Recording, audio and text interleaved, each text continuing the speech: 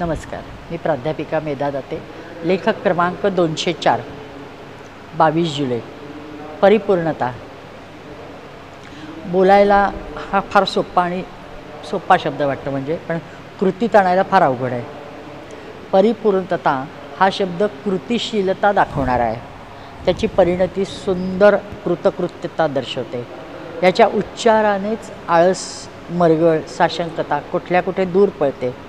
प्रत्येक अग्निहोत्र प्रचारकांबाबत असेच म्हणावे वाटते की त्यांच्या बाबतीत सुरुवात आणि शेवट हे दोन्ही सार्थ शब्द परिपूर्ण या एका शब्दात गुंफलेले आहे. किती छान! असे दोन विरोधी शब्द एकत्र येतात का? पण इथे येतात. त्याला कारणही तसेच आहे. तुकाराम महाराज एका अभंगात म्हणतात की आम्ही वैकुंठवासी आलो याची कारणाशी, बोलले जे ऋषी साच भावे वर्ताया. आम्ही फक्त जे काही आलेलो आहोत ते म्हणतात की कर्म करा, पोट भरा, त्यासाठी आम्ही जन्म घेतलेला नाही आहे. तर ऋषीमुनी जे बोललेत, जे समाज विसरून गेला आहे, ते फक्त सांगायला आम्ही आलो आहे आणि तेही आचरण करून, वर्तणूक करून दाखवायला आलो आहे. आणि आम्ही वैकुंठवासी आहोत याचं त्यांना भान आहे.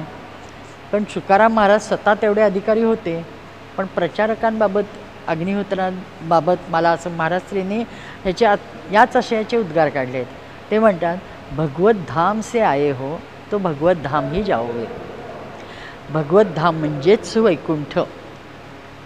तिथे कोणाही आयऱ्या गोयऱ्याला प्रवेश नाही आहे. म्हणजे जेव्हा आपण तिथे होतो त्या अर्थी आपलं त्या परिपूर्णतेच्या नंतरचाच प्रवेश मिळाला आहे ना, तिथं मिळाला असणार. आणि फक्त आपल्याला आता त्याची जाणीव नाही आहे. आणि फक्त श्रीजींनी मात्र एक आश्वस्त ग्वाही या वचनाने दिली आहे. त्यामुळे आपली प्रचाराची जबाबदारी मात्र वाढते. तुकोबांना ती जाणीव होती, म्हणून ते जे ऋषी बोलले ते आम्ही सांगायला आलो असे ते म्हणतात. पण तेच काम आपल्याला पुढे न्यायचे आहे. ऋषींचे बोलणे, वेदांच्या आज्ञा या लोकांपर्यंत पोचवायच्या आहेत. प्रचार कामात खंड न पडण्याचे लक्ष द्यायचे आहे. अग्निहोत्र व वेदाज्ञा प्रचार म्हणजे भगवत धामाकडे जायच्या मार्गाची सुरुवात आहे.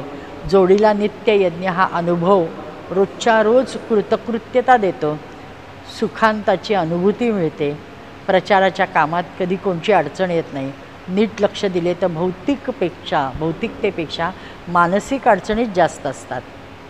टाळाटाळ करण्याकडे कल असतो. या उलट प्रचारात विलक्षण अनुभव येतात. आध्यात्मिक ऐश्वर्य वाढते. द्वैताचा आनंद लुटण्यासाठी भगवंताने त्याचा ठाव ठिकाणा नष्ट करणाऱ्या आत्मज्ञानाला सुद्धा अर्जुनापासून दूर ठेवले. आणि मग तो ठाव ठिकाणा त्याला त्याची जाणीव देण्यासाठी गीता सांगितली. तसंच वेदाज्ञांच्या प्रचाराचा आनंद आपल्या सगळ्यांमार्फत घेण्यासाठी श्रीजींनी आपल्याला आत्मज्ञानापासून दूर ठेवलं आहे असा छान सकारात्मक घ्यायचा.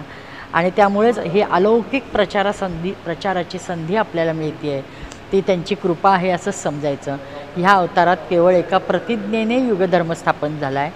त्या प्रतिज्ञापूर्तीच्या कामात आपल्याला थोडीफार आपण त्याच्या कामी येतो, ही संधीच आहे ना. आज जगाच्या पाठीवर 60 देशात अग्निहोत्र चालू आहे.